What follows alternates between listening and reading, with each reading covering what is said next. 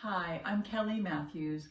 I was a long-term volunteer at Croi in 1994, and I lived at the center from 2005 to 2009 with my husband Ronnie Millar and our two sons Rory and Andrew.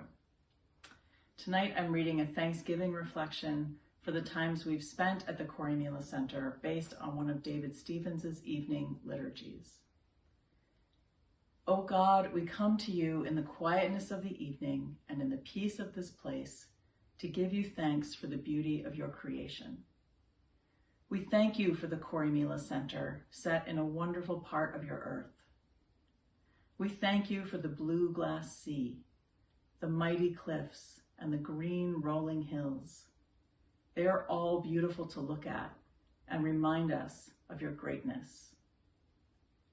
For the peace we experience there, away from busy cities and towns, and from many of the pressures of life, in the gentleness of the breeze and the stillness of the sea, we feel you near us.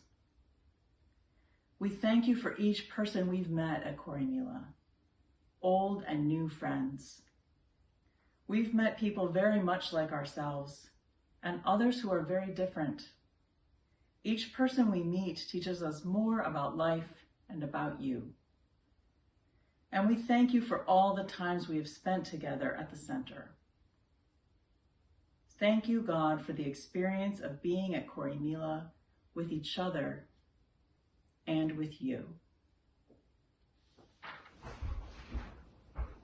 Good evening and greetings from Boston, Massachusetts.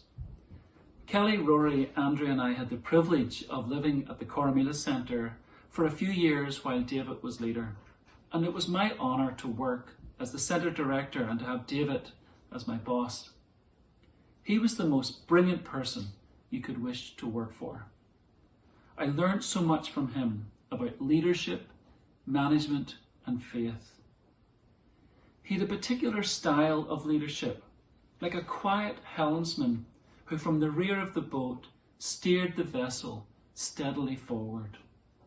He steered us through many choppy waters and a couple of storms. David led without drama and without ego, and he had a very no-nonsense, pragmatic approach.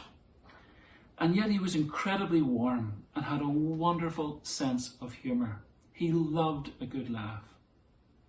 I can see him sitting with his hand on his chin or hands behind his head, listening carefully and responding with some nugget of wisdom and insight.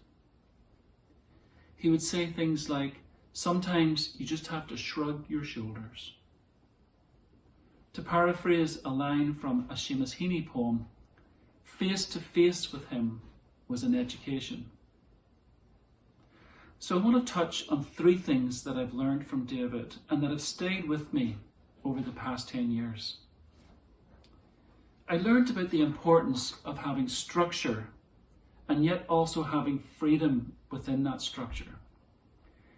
David's meeting and committee reports were jam-packed with detail, but yet in all the time that I worked with him, I never once felt micromanaged. He was always so well organised, everything was sequenced and strategically thought out. I remember at the end of my first year on the job and sitting down with him at number 8 for my evaluation. And I came in all prepared and rambled on and on and on about all of my brilliant achievements and spectacular mistakes. And after I ran out of things to say, I said to him, David, I'd really like to hear your feedback and about what I could have done better. He paused, smiled and said, fine. You've done fine. And it was classic David. And it was all that I needed to hear. Secondly, I've learned about the importance of relationships, partnership and collaboration. He was a master of engaging with others, listening and learning. And for sure he could have been intimidating on an intellectual level, but there were always a way to connect with him on a human level. he and I took a few memorable road trips to try to figure out a sustainable future for the centre. And I'll never forget one in particular where he and I headed up to Donegal to the Centre of Peace Building, where we met with Croí and Cooperation Ireland, and another trip to Fermanagh to the Share Centre where we went with Helen Baird. Thirdly, the importance of vision.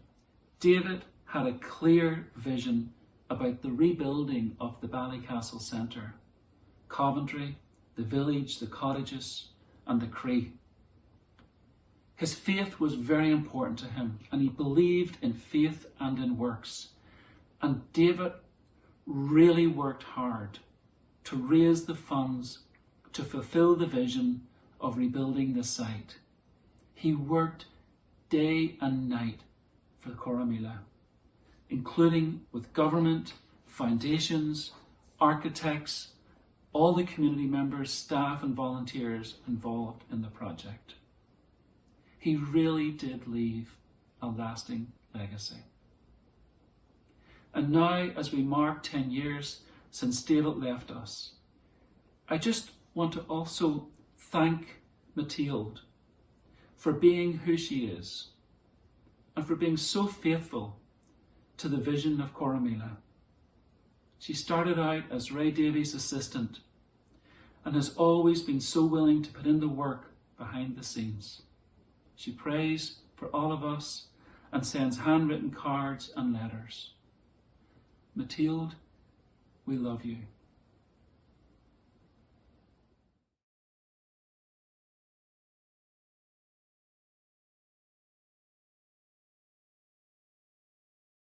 Santa has just arrived on a loud ride-on lawnmower, and the impatiently fidgeting children have exploded into shouts of anticipation at the sight of a large man wearing "Look at Me" red, laden with the promise of gifts. In the foyer of the main house, watching the grand arrival, a bearded, bespectacled man slouches behind the soft drinks table, wearing a jumper that looks borrowed from a larger man. But David is his own man.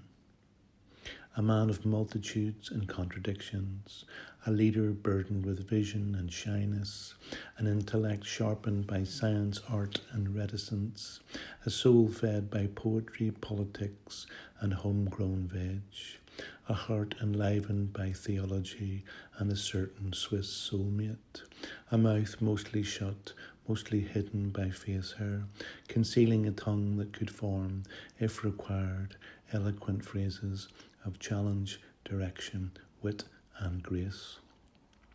A man more comfy on a bike than a stared-at stage. A man who, for 5 solid months, has been asking me this over and over.